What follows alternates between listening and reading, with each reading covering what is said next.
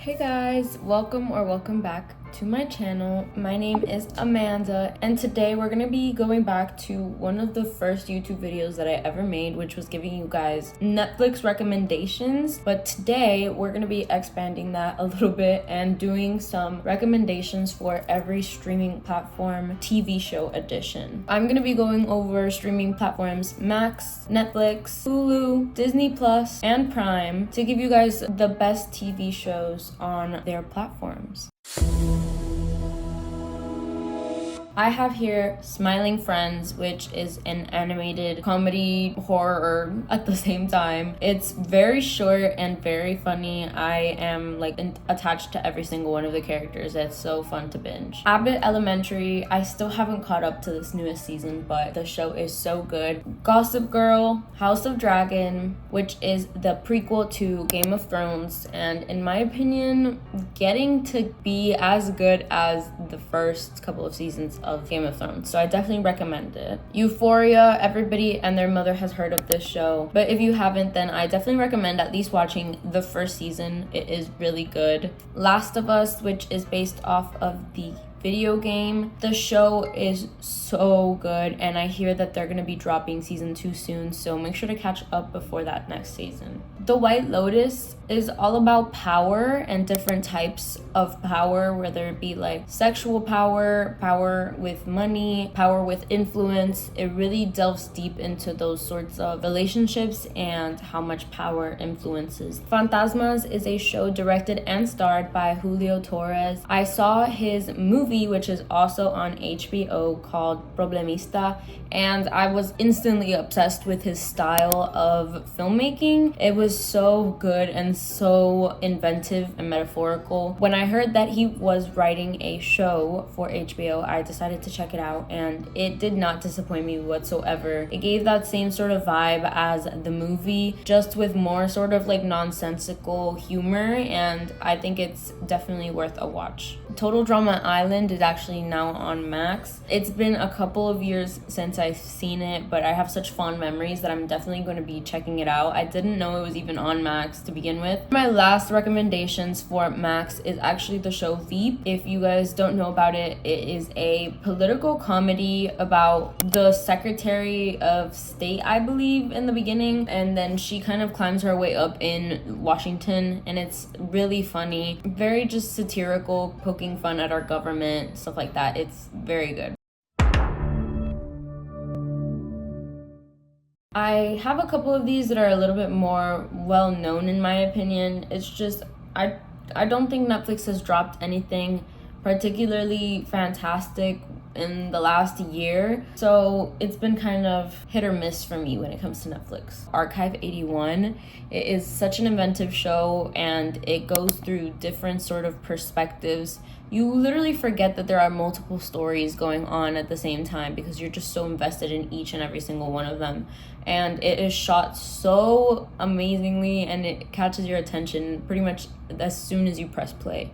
So I highly recommend watching Archive 81 if you guys haven't already. Hollywood is another limited series that came out a couple years ago from Netflix, and it is exactly what it's titled. It's about Hollywood, and I think it's 6 up-and-coming people who want to be in the industry, including writers, actors, directors, and it's just sort of telling their stories separately and showing how they kind of come together to create one production. The actors are also so insanely talented. I think Netflix's limited series are probably the best things they do. I do think they tend to do the best because it's just a concise story, the start and the finish, you get me? Baby Reindeer is another show that came out recently that has hit major streams. Everybody has talked about it. It's a true story based on the writer and actor's perspective and how he survived his trauma. Literally such an incredible story that I really can't say much without sort of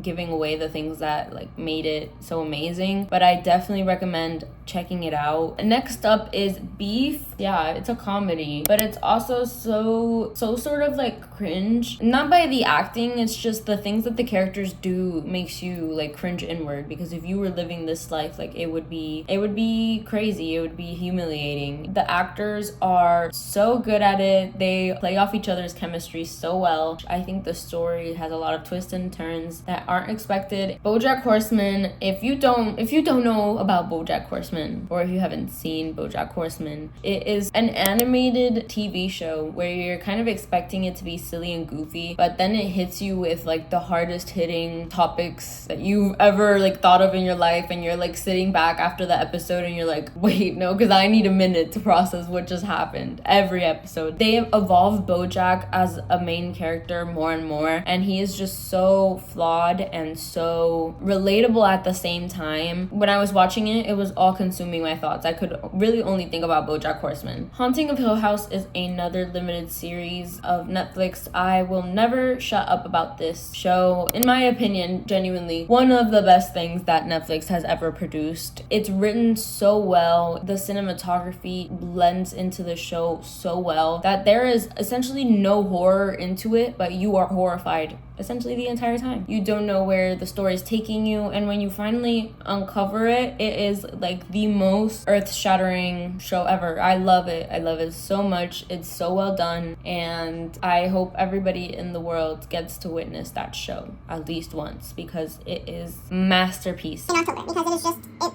my god. Next up is Inventing Anna. It's about Anna Delvey, who is a real life person who pretended to be a New York like socialite, pretended to have a bunch of money, but she didn't have anything. Fun fact, she's actually going to be going on Dancing with the Stars this year with an ankle monitor. Goes to show how kind of intelligent this woman was in order to essentially fake her whole identity and get away with it. The Politician is also a show that came out a couple years back with Ben Platt as the main character. He's playing like a high school student who wants to be the president of the United States, and it kind of follows his journey and how he kind of makes his way in the political world. But it's a comedy. As you can tell, I do sort of like my political comedies. They are sort of my bread and butter, if you will say so. Scooby-Doo Mystery Incorporated. I do in fact think this is the best Scooby-Doo show. The Mystery Incorporated one was so good. They had like an integrated storyline of like somebody that was like watching the Scooby-Doo gang. Girl, it was so ominous and so creepy. It was so good. It was so good. You guys have to watch it if you haven't. Oh my gosh. Popstar Academy, which is a show that recently came out on Netflix. It's about a band called Cat's Eye. It is an academy where they pick from 22 girls and narrow it down to 6 band members, and they practice their little hearts out. Some of them are minors. They literally practice day in, day out to achieve this for 2 years, and Netflix documented the whole thing and gave them stardom, and now they're pop singers. I was crying. I was screaming at my screen because these are real people, so I was like actually really invested in them, and I highly recommend. Moving on now to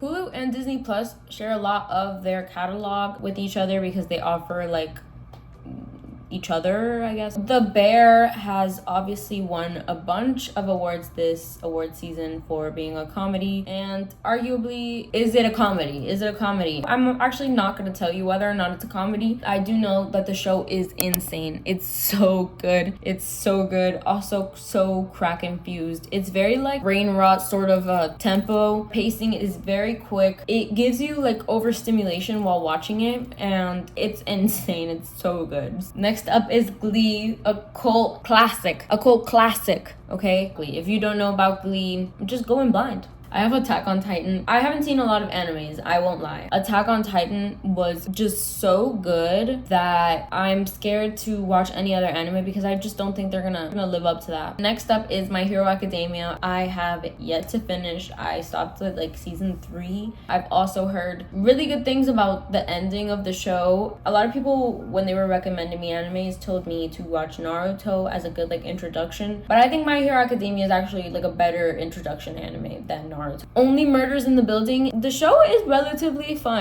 I think they're on their 3rd season now. With 3 years of having a murder in your building, I would move by like year probably 1. 2, I'll give you some grace. It's like you didn't expect it to happen again. But 3, you're asking to be the next victim. You're playing it really risky. I would get out as soon as possible. But I don't know if they have gotten out of the building. I really don't know. I only saw the 1st season and it was pretty good. It was pretty fun. Normal People is a show that is based off of a book, and I genuinely think it is probably the best book to show adaptation I've ever seen in my life. The book is very awkward and very sort of chill and like the way it expresses everything. I think the show picked the best cast. They did so well. The tension was there. The chemistry was there. I do love the book. Like, I love the book. But I think the show was better. Like, the show was so good. I feel like I could read their thoughts when I was watching it. And then next up is Bones. She is an anthropologist, but like a crime anthropologist. So she like studies bones and discovers the crime scene details from the bones. It was really interesting. The characters were really fun. It's like a retro sort of like investigative shows that are just like always on TV. Next up is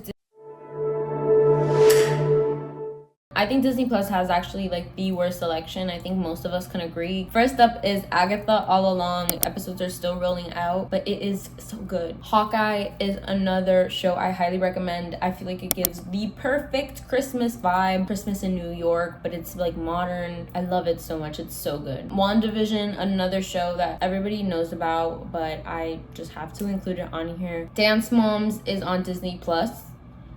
Who would have thought? Like, the fact that you can see Jojo Siwa as a child is really insane to me. Agents of S.H.I.E.L.D. is an underground ass TV show from Marvel's like first couple of phases, and it was canon up until essentially the Multiverse of Madness came out. The show takes a lot of twists and turns through its seasons. It loses its footing. The first couple of seasons are so good in my opinion because it's literally just like Agents of S.H.I.E.L.D. doing Agents of S.H.I.E.L.D. things, and you get a little bit more world building on like Marvel and with S.H.I.E.L.D. and Nick Fury and Phil. Then it goes a little bit more mystical and a little bit more science fiction, and a lot of people like it, a lot of people don't, but I love it. I'm here for the whole show actually. Like, I'm such a stan. And X-Men 97, which just recently came out, is an X-Men animated show based off the 1997 version, but it was made for 2024 and it is so good. It's so good. That's really all I can say for every single one of these, that they're just really good, but they're really good and you should just take my word for it. Start writing these down and watch them because I know I'm right. And if you agree with some of my takes for these, then imagine you'll agree with all of them. Bet money. Start commenting down below if you end up watching these because I guarantee you'll love them.